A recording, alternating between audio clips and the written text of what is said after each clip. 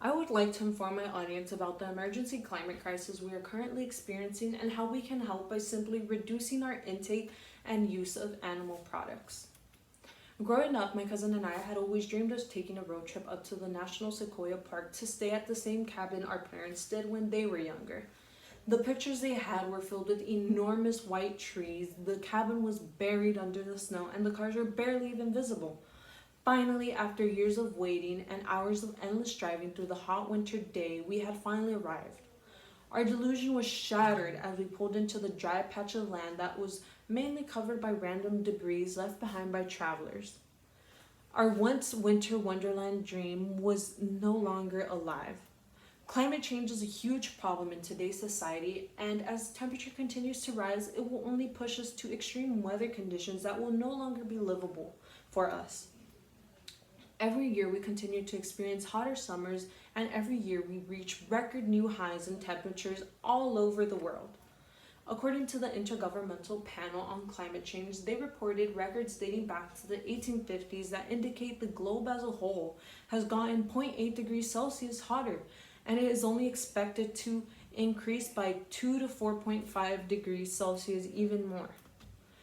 Past, present, and future generations will begin to experience extreme weather conditions within the next 10 to 30 years, and generations will be lucky to only catch a glimpse of these catastrophic events that will soon torment and end our civilization as a whole if we continue to do nothing. Places all over the world, like England, are experiencing heavy floods due to excessive rainfall all over the country. California has begun to experience more frequent droughts that have only intensified wildfires all over the Jurupa Valley and the Topanga State Park. As people continue to have kids, our population continues to grow, and so will the demand for food, which will only push the need for deforestation and the destruction of land for agricultural purposes like meat and other animal products. According to Caroline Kristen, she states in her article, meat consumption in the US is growing at an alarming rate that Americans alone consume over 274 pounds of meat every single year. Our consumption of meat pushes the demand for trees to be cut down, but also for the deforestation, the destruction of our world's natural air purifiers that help protect us from the toxic air we have created. But even worse are the conditions the soil are being left in, unusable, dead, and stripped from its natural minerals and nutrients that will lead us to worldwide starvation. According to the Rodale Institute, they stated in their article, Is Meat Ruining the Planet? During a recent flooding in North Carolina, ruptures in several meat farms polluted millions of gallons of hog waste that were contaminated with antibiotics and insecticides that not only seep into the soil, but as well as the local water supply.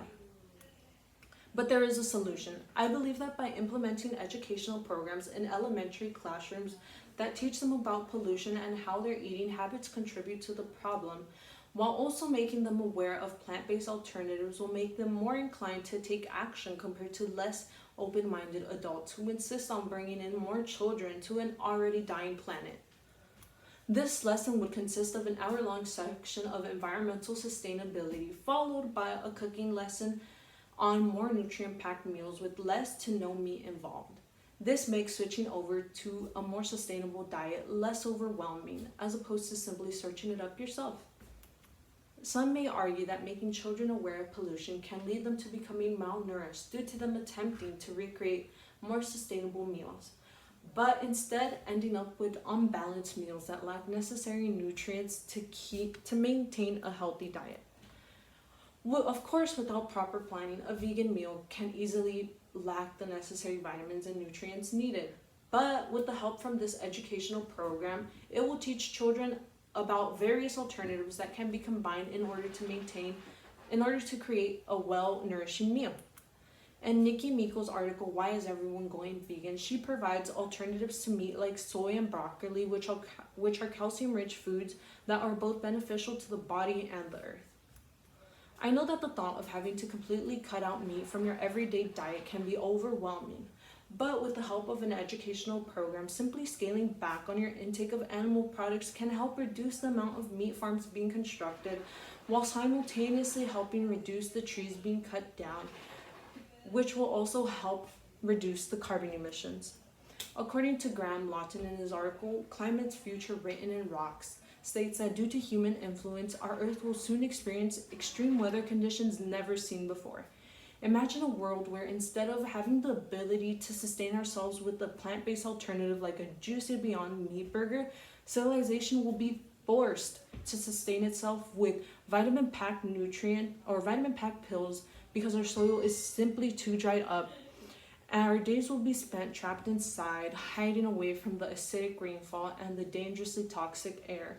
The once ever glistening ocean filled with wild marine life will become a giant sewerage of trash and man-made debris.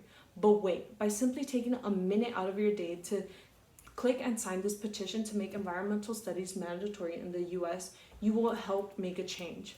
As the temperatures continue to rise, our ice caps will begin to melt away, exposing us to deadly and never before seen viruses and germs that will leave us sick and possibly even dead, similar to the pandemic we are currently experiencing.